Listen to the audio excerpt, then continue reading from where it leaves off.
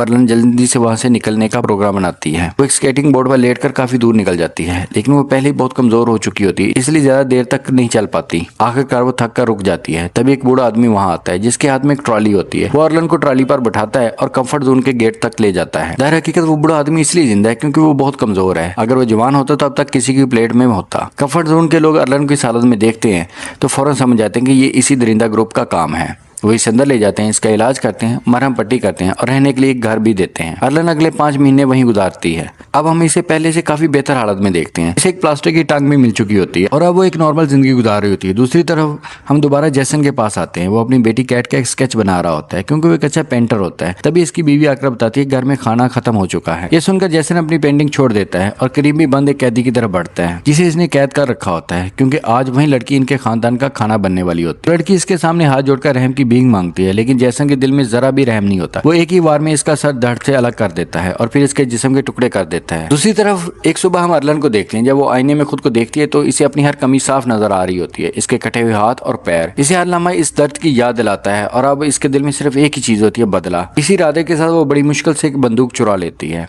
Comfort zone के पिछले वाले रास्ते से बाहर निकल जाती है। ये वो रास्ता था जहाँ से बहुत कम लोग जाते हैं। इधर हम जैसन की बीवी और इसकी बेटी कैट को देखते हैं। वो दोनों बाहर निकली होती हैं कुछ जरूरी सामान ढूंढने के लिए। कुछ ही देर बाद अर्लन की नजर इन दोनों पर पड़ जाती है। अब वो चुपचाप इसके करीब पहुंचती है। जैसन की बीवी डर के मारे हाथ जोड़ती है और कहती है हमें जाने दो, मेरी बेटी मेरे साथ है। लेकिन जैसे ही अर्लन को पता चलता है कि ये भी उसी खतरनाक ग्रुप का हिस्सा है तो इसका गुस्सा फट जाता है। वो कहती है मैंने भी तुम लोगों से अपनी जान की भीख मांगी थी, लेकिन तुमने मेरे हाथ और पैर काट दिए थे। वो एक लम्हा जाया किए बगैर इसको गोली मार देती है। कैट शौक में खड़ी रह जाती है। इसे कुछ नहीं समझ आता कि अब हुआ क्या है। अर्लन की नजरें कैट पर पड़ती हैं और इसके दिल में नरमी आ जाती है।